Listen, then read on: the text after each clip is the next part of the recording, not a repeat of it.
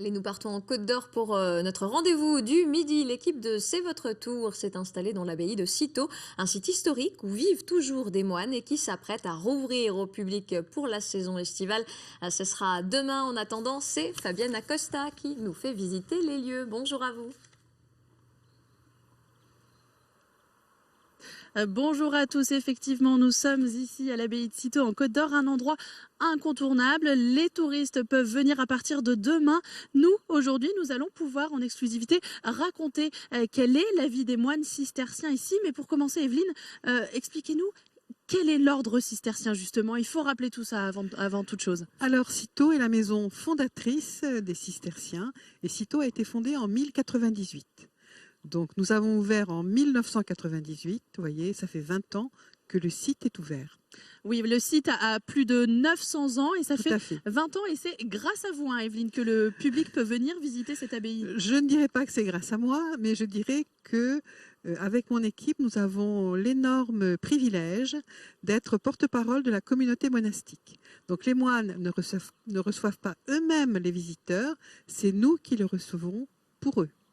Alors, le public vient découvrir cette vie monastique sans accéder au monastère. Comment on arrive à expliquer justement cette vie ici au quotidien sans forcément pouvoir la montrer de plus près? Eh bien, écoutez, d'abord, le site, il y a ce qu'on appelle l'esprit du lieu. Nous, ce que nous essayons de faire, c'est pas de répondre à des questions, c'est que les gens se posent des questions en ressortant. Voilà, on n'a pas de questions toutes faites, de réponses toutes faites sur la vie cistercienne. Voilà, et on a des gens qui viennent de partout. Et vous vous adressez à quel public? Est-ce qu'il faut être croyant, être proche de l'ordre cistercien pour venir ici s'imprégner de tout ça ou pas nécessairement? Pas du tout. Si nous recevions que des croyants, je crois que ce serait pas du tout le but des moines. On reçoit tout le monde le mieux possible, en fait. Notre but n'est pas quantitatif, mais qualitatif. Voilà. Nous n'avons pas d'objectif numérique pour le site.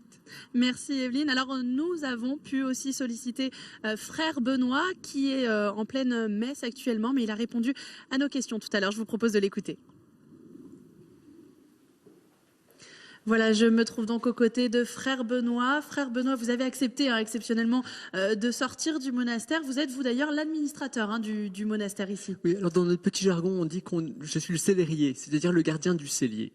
Celui qui a dont le service est de s'occuper de toute la substance du monastère, c'est-à-dire le temporel, les biens. Vous êtes 23 moines ici, oui, à l'abbaye de Cîteaux. À quoi ressemble votre vie? Elle est toute simple. Nous prions, nous mangeons, nous travaillons.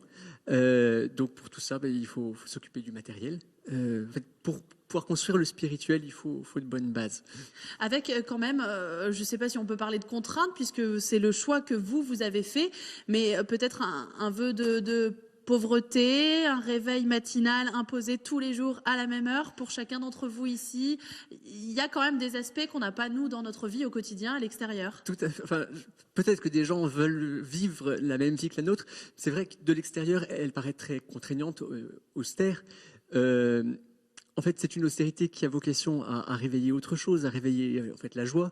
Et alors, on se lève tôt pour prier. On se lève tôt. Ça change la vie, en fait, de se lever à 4 heures du matin tous les matins. C'est une grande chance que nous avons. Et on ne peut moi, je ne peux le faire que parce que je sais qu'il y en a d'autres qui se lèvent à la même heure. Votre temps ici, vous le consacrez donc essentiellement à la prière, on vient de l'entendre, aussi au travail. Oui. Donc nous avons une fromagerie qui est le gagne-pain de la communauté. Et puis en fait, il y a toute une autre quantité de travaux à réaliser, des travaux de comptabilité, de gestion, préparer la liturgie, accueillir des hôtes. Est-ce que vous vous sentez en marge de la société ici, justement, dans le monastère?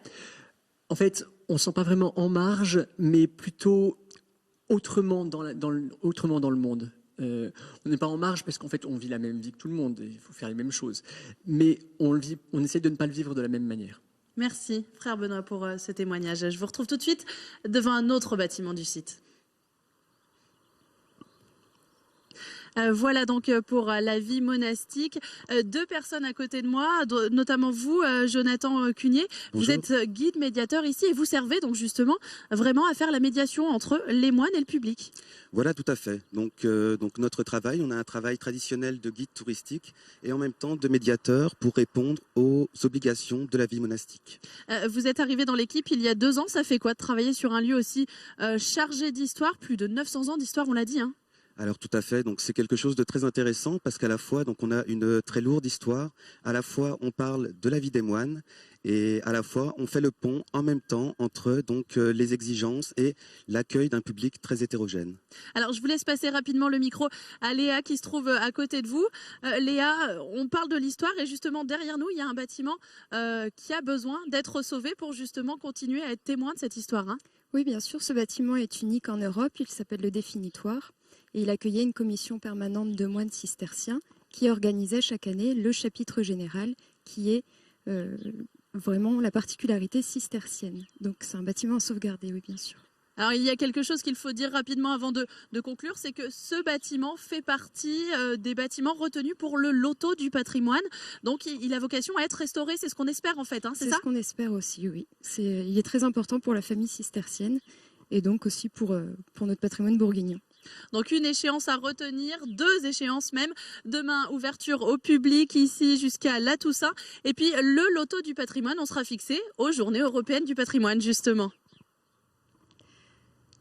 Merci à vous, Fabienne, pour cette très belle visite.